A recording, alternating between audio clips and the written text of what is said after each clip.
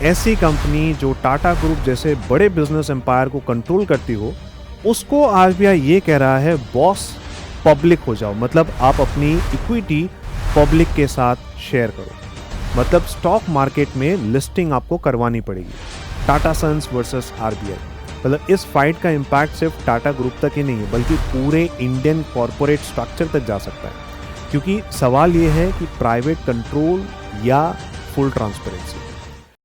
Hi, welcome everyone, welcome to PW Skills Finance. मैं हूं कुलदीप शर्मा। सोच कर देखिए, एक ऐसी कंपनी जो टाटा ग्रुप जैसे बड़े बिजनेस एम्पायर को कंट्रोल करती हो, उसको आरबीआई ये कह रहा है बॉस पब्लिक हो जाओ, मतलब आप अपनी इक्विटी पब्लिक के साथ शेयर करो, मतलब स्टॉक मार्केट में लिस्टिंग आपको करवानी पड़ेगी। आज हम बात करेंगे एक ऐसे ही धमाकेदार कॉरपोरेट टसल की, टाटा सन्स वर्सेस आरबीआई।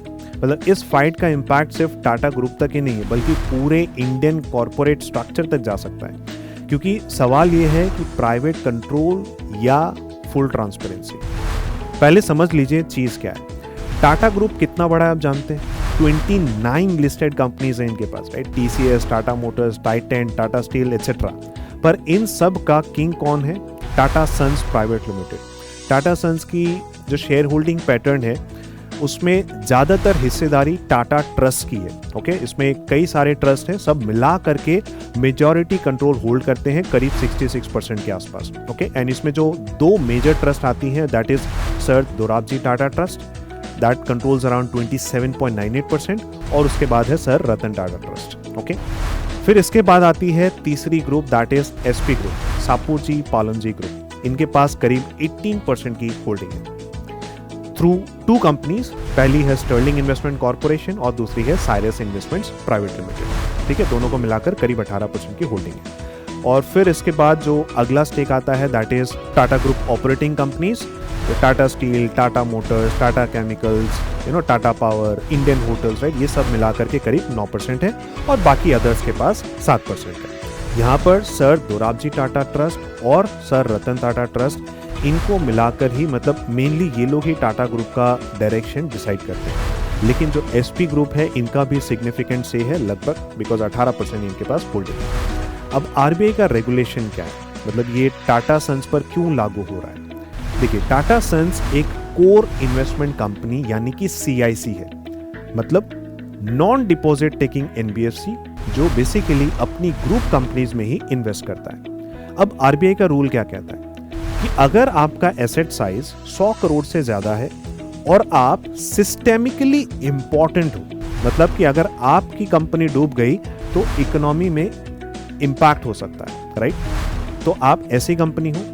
अगर आप पब्लिक फंड्स रेज करते हो, चाहे बॉन्ड बेच के करो या कोई भी दूसरे तरीके से करो, अगर आप पब्लिक फंड्स रेज करते हो तो आरबीआई के रूल्स, यानी जो कोर इन्वेस्टमेंट कंपनीज डायरेक्शंस वो लेकर आए हैं, उस रूल के हिसाब से आपको रजिस्टर करना मैंडेटरी है, और कुछ केसेस में पब्लिक लिस्टिंग की रिक्वायरमेंट भी आ सकती है। तो आरबीआई ऐसा क्यों बोल रहा है, मतलब उन्होंने ऐसा रूल रेगुलेशन क्यों बनाया? आरबीआई का मोटिव क्या है? देखिए, उनका मोटिव सिंपल है, वो चाहते हैं ट्रांसपेरेंसी, कि पैसा किधर आया किधर गया, ये चीज सबको पता होनी चाहिए, बिकॉज आप एक बहुत बड़ी कंपनी, आपको छोटी कंपनी नहीं हो जो कि ये सब काम छुपा कर करोगे, राइट? पहली चीज। दूसरी चीज ये बोल रहे हैं, इससे अकाउंटेबिलिटी बढ़ेगी, राइट? पब्लिक इंटरेस्ट ज्यादा सेफ रहेगा इससे। तीसरी चीज भैया, फाइनेंशियल सिस्टम रिस्क भी तो है। अगर आप ऐसी कोई कंपनी जो इतनी ह्यूज होल्डिंग रखती है, अगर वो कल को कोलैप्स हो जाए तो भैया पूरे फाइनेंशियल सिस्टम को रिस्क हो सकता है। कहना तो ठीक है, आरबीआई का मोटिव तो ठीक है, लेकिन आरबीआई को पावर कैसे मिलती है कंपनी को लिस्ट करने की?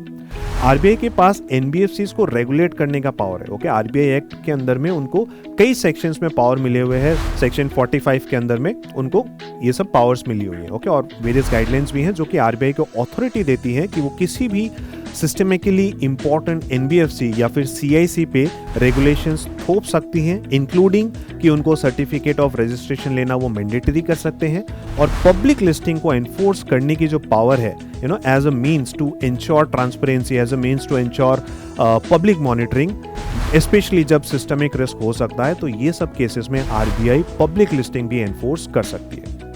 अब यहां पर आप समझिए, जो तीसरी पार्टी है, that is SP group, Shapoorji Pallonji group, इनका क्या इंटरेस्ट है? देखिए एसपी ग्रुप मिस्त्री फैमिली का ग्रुप है और टाटा सन्स का सेकंड लार्जेस्ट शेयर होल्डर है। करीब 18% स्टेक इनके पास है, जैसा मैंने अभी आपको बताया।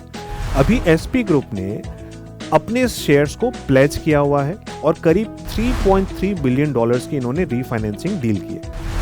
इन्होंने ये सजेस्ट किया कि टाटा सन्स का स्टेक, इनकी जो होल्डिंग है टाटा सन्स में, उस स्टेक को ये स्वैप करना चाहते हैं टाटा कंपनीज की जो लिस्टेड कंपनीज है, टाटा ग्रुप में जो लिस्टेड कंपनीज है उनके साथ ये अपने शेयर्स को स्वैप करना चाहते हैं ताकि इनको लिस्टेड कंपनियों के शेयर्स मिल जाएं, जिस वजह से वो एग्जिट ले सके मार्केट में। अभी जो इनके पास टाटा सन्स के शेयर्स है वो तो प्राइवेट लिमिटेड, वो सिर्फ प्राइवेट लोगों के हैंड्स में है, राइट।